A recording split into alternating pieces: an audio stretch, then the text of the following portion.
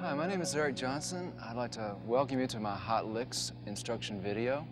And to begin with, I'd like to go ahead and try to tune up to your guitars and everything, so I'm going to give you an E first to start off with. It's the E first.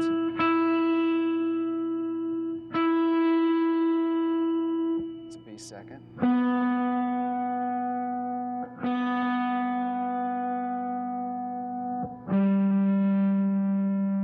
G third.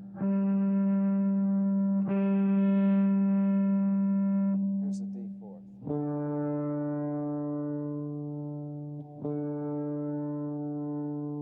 A fifth. And finally the E sixth.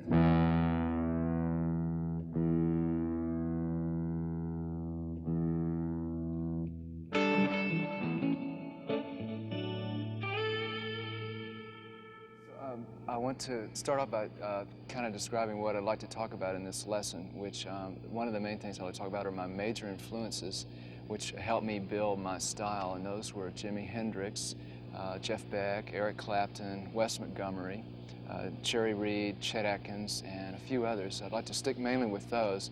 It was their inherent styles that I used to form an amalgamation of my own style.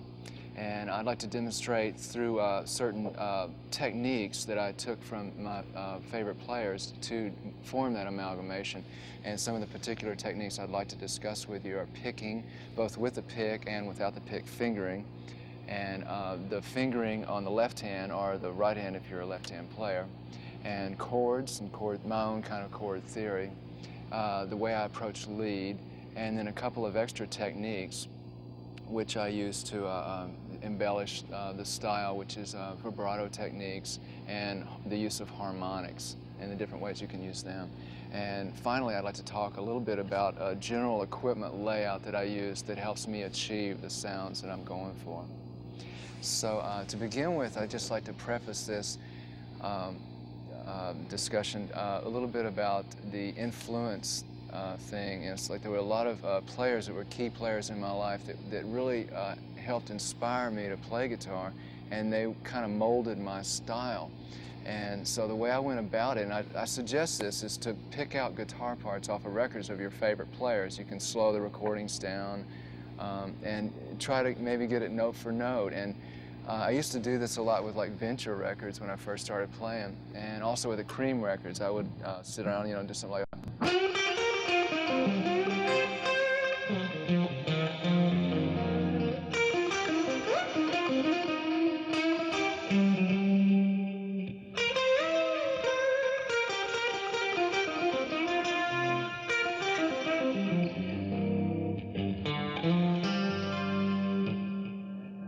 Doing stuff like that it helped me see and understand the theory and the architecture of where the playing was coming from. And it was good for me to do this because it was a catalyst to form my own thing.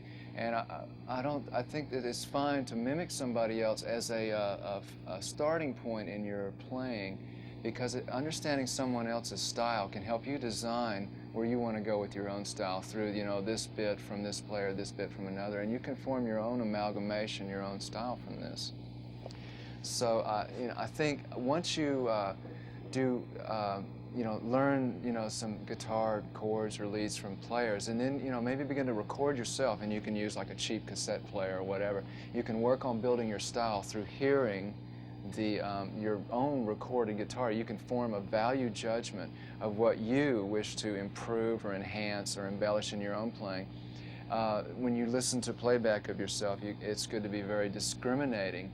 And I like to, when I do that, is I pay attention to, there's like 4 things I pay attention to. Is mainly the clean technique, the note choice, the melodical content, and just the general overall feel of what I'm doing.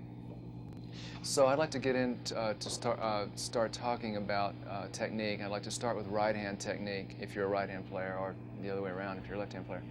There's 2 categories to me. There's picking and then fingering. So first I'd like to talk about pick technique.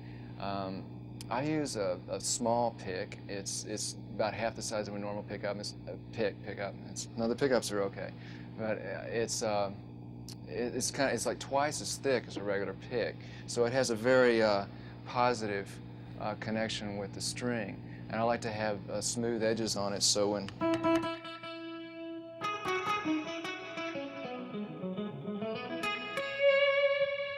there isn't a lot of extra unwanted pick noise, which is kind of a personal preference for me. I use a very soft hold with it. I don't hold it real hard, but I try to get a powerful connection with the string so that the power comes from the actual contact, the pick with the string.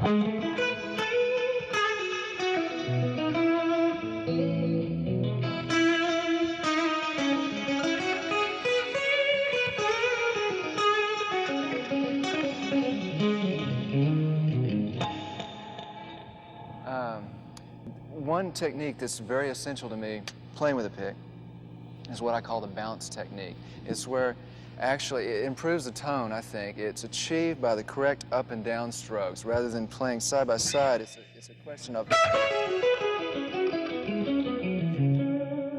you're actually going from the pick guard up, so you're brushing the string.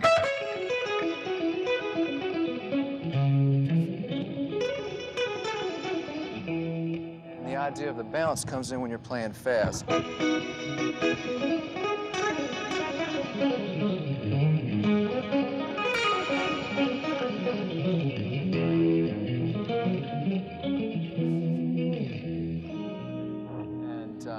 the idea is just to keep that, you got to keep the wrists loose to get that. It's a little harder to work on. I usually use that to warm up with, really to, to keep that very agile.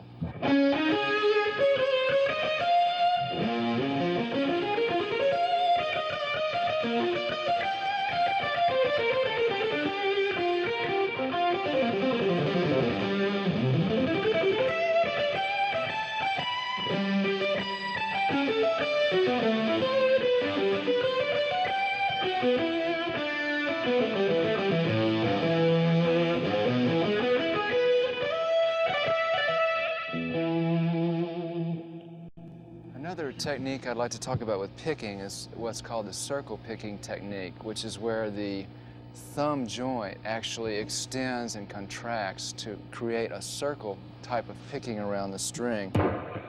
And the point of that is for playing a lot of faster stuff where you don't want to move the hand a lot like that. Precisely, if you could see close, if I played it slow for you.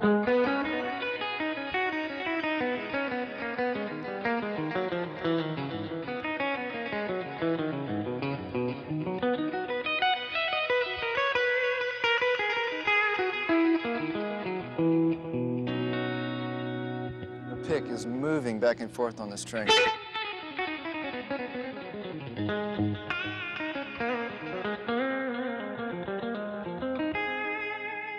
And that's also a very useful type of picking thing to do. You can also adjust the tonality of how you want it to sound via the place where you pick. If you pick...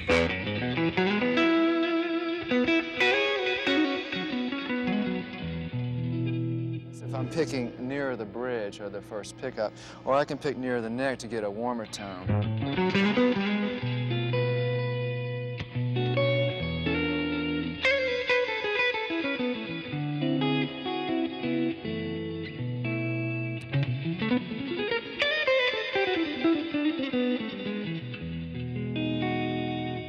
it can be done on either pickup.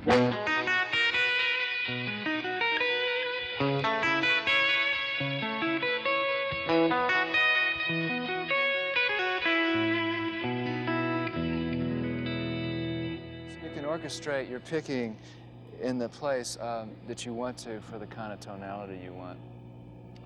One thing that's of note is you can either pick the notes or, of course, do pull-offs. You can either have it where you pick every note, or you can do the same thing pulling off. The idea, I think, is good to practice both because, again, there's a difference of tonality in whichever way you do it. If it's straight picking,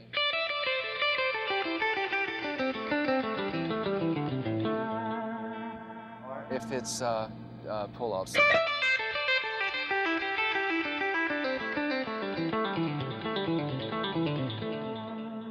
There's two ways that you can design your picking according to the sound you want. A lot of times on lead,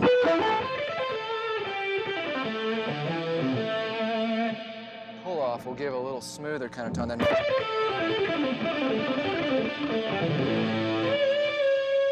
depending on what you want. And it's really good, to, as I was saying, to practice both. I'd like to talk a little bit about the pick technique with chords. Of course, there's the regular strumming. You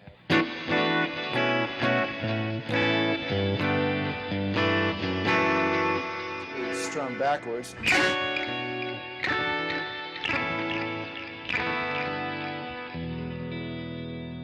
And there also can be an articulate picking technique, which I call, where it's more like where you're picking every note individually.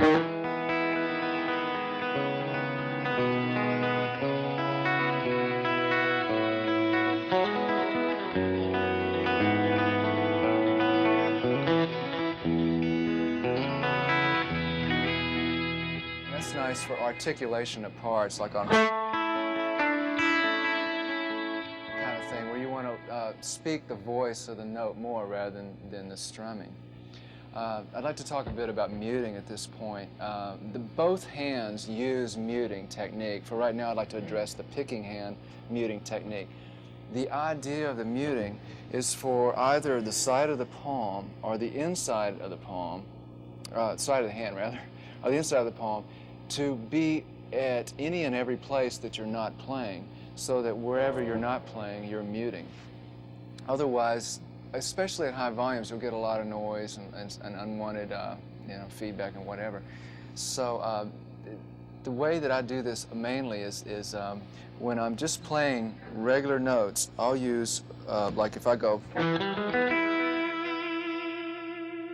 using the palm of my hand where I'm not playing. You can see that.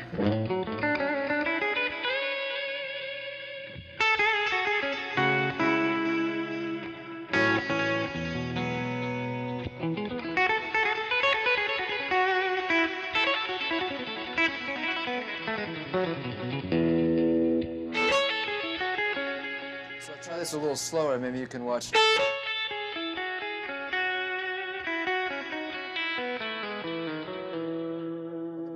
Especially the bass strings, you can see this coming into play, whereas when I'm playing treble strings, it's more of the side of the hand coming into play. And then the bottom string, I'm muting the E and the A when I hold the D string. And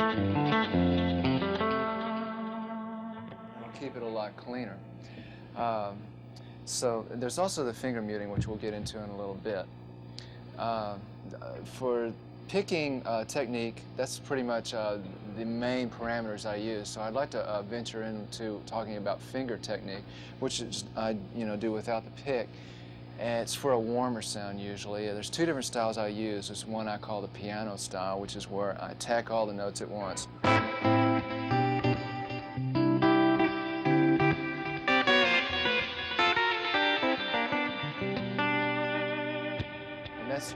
It's more like where you're just hitting all the notes. There's a little bit of punch. And then the other style I use is the articulate style, where the notes, as I was saying earlier, with the pick, but just without the pick.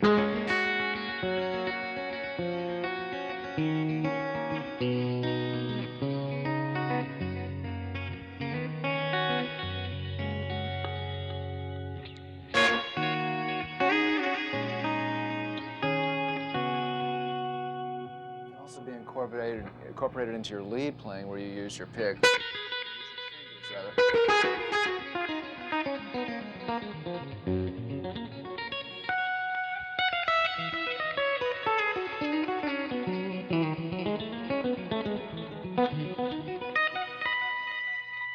It's a different sound to use that. So mainly, of course, the classical way or bass guitar way is more like this, but I use more of like where I was just kind of clawing the strings as if I had a finger pick, but without it. So it's more like just.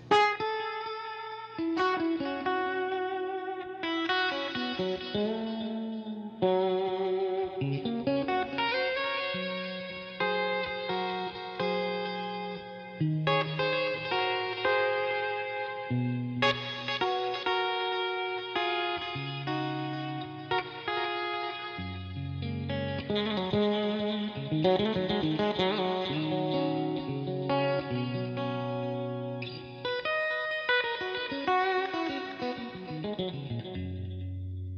can do it with a little bit more of a punch to it, like. It's kind of nice for a variancy on country style. That's where you're hitting it a little harder and then you mute it. You can go down with the thumb and up with the fingers.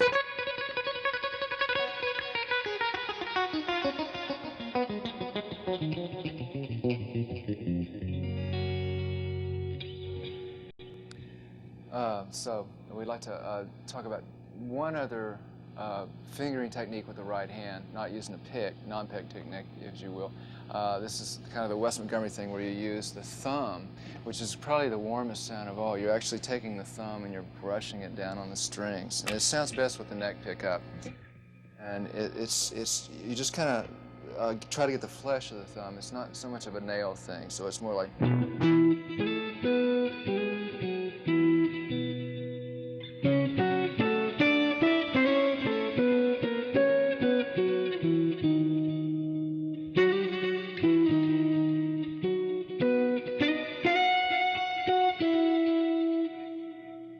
See that? This is.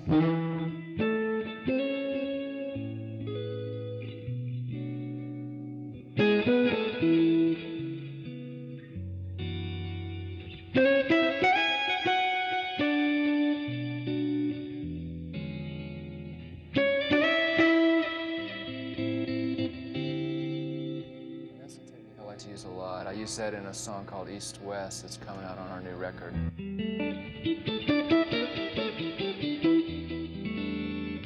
Of course, use it for chords too, which I'd like to get into a little bit. Now there's a technique that I like to use the most, which is pick-finger combination. And I'd also like to reiterate the bounce technique, where you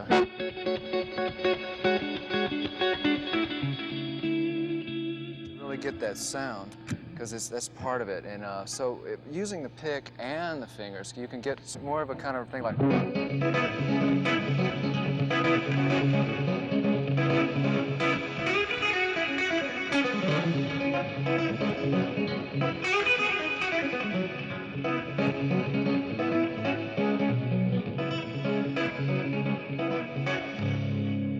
Where I'm actually bouncing the strings, and I'm using my fingers as well as pick.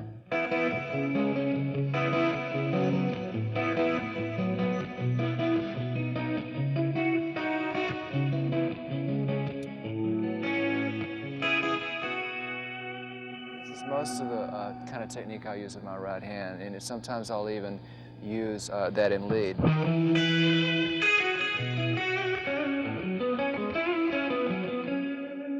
You could see where I'm actually.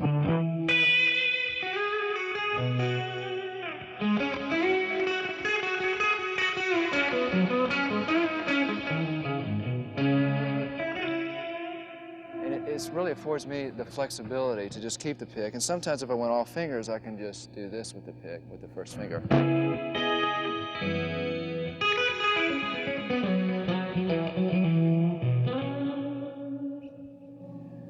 So to just quickly go over what we were talking about, there's the indication of with the pick and finger is the regular strum. It's a piano style. And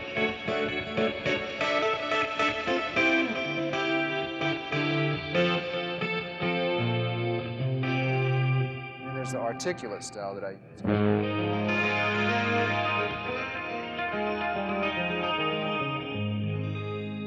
There's lead with pick and fingers. You know.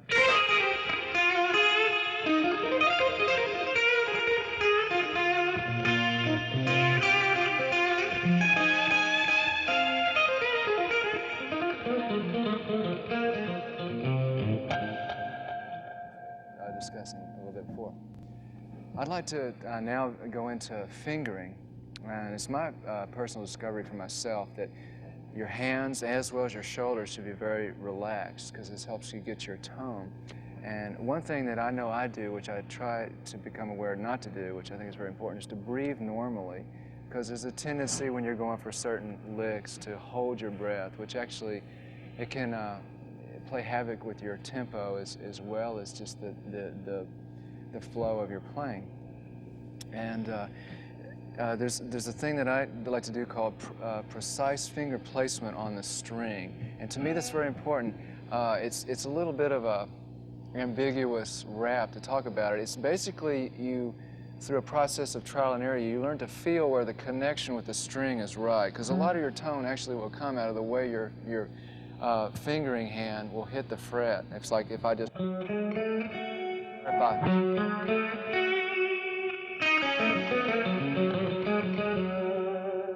try to get the right part of the finger to have connection with the string for the best tone. It'll also give you a little cleaner playing because you're more on top of the string. There are 3 exceptions that I use to this.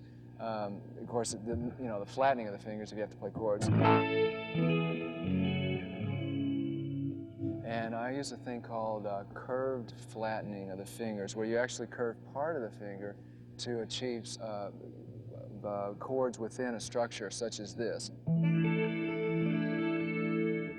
Just flattening part of the finger for the E, A, and D note of the A, D, and G string. The joint comes up to allow the other strings to be open. The way around if I wanted an open string.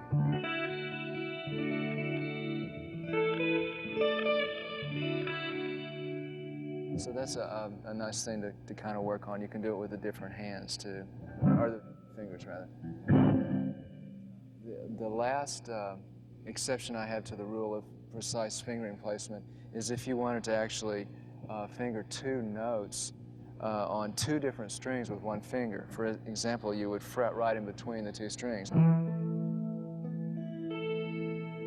here, I'm like for the B and E string, I'm playing an E and an A with the 2nd finger, and then on the A and D string with my 3rd finger, I'm playing the 2 strings with the 2 notes of E and A too.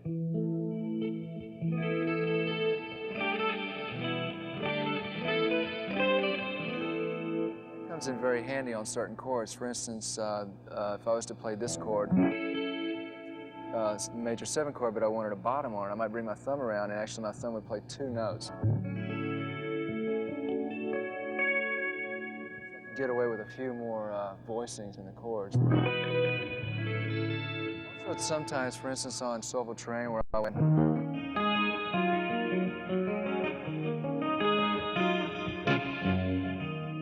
To me, there is a little bit of a different sound using 1 finger for 2 strings. I'm using 2 fingers for 4 notes. Sound a little bit different than. It's a little bit more of a punchier sound, so you can incorporate that sometimes when it isn't absolutely necessary, just for a different sound. Also, I'd like to talk a little bit about the thumb behind the neck, which I think is pretty important to do because it facilitates your chord reach. And if you get in a habit of doing that with chord reaches, you'll find yourself available to move into other chord spaces that maybe you wouldn't think of, such as.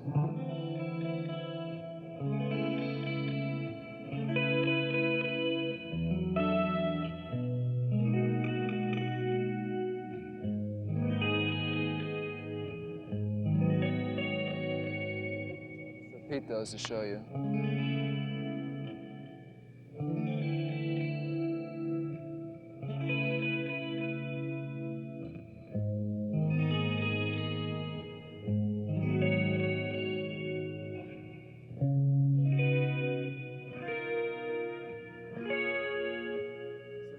Well, there's my thumb sticking out. Of course, there's some exceptions to that, especially when you don't know what you're doing. But anyhow, also keeping your thumb behind the neck will help you achieve a more precise fingering to do lead passages as well. Like.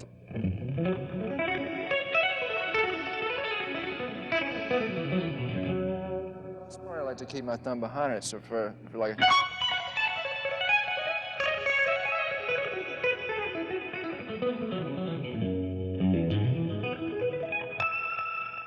It affords me the chance to spread my fingers out a little bit more.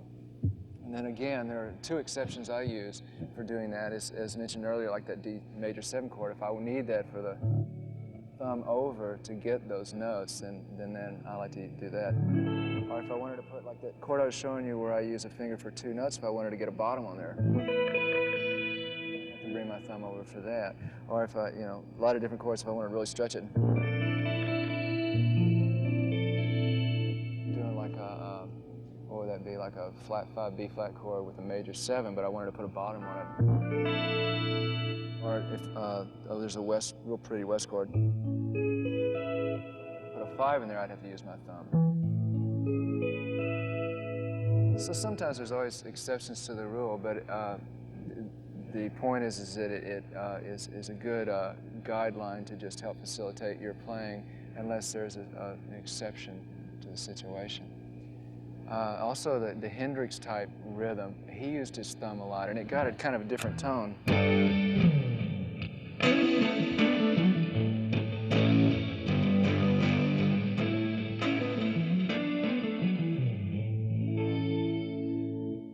The thumb for the bass freed you up to do all sorts of stuff on the top with the rhythm.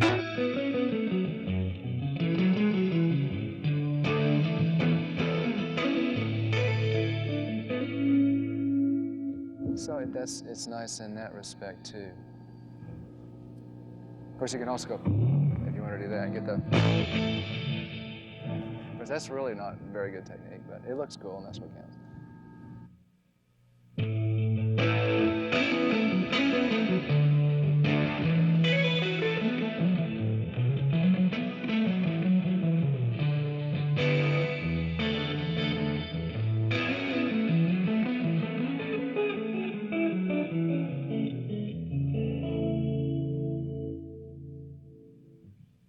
So, as mentioned earlier, the left hand also aids in the muting process. And again, it's a situation where you want to mute unwanted noise and extraneous notes from coming out of what you're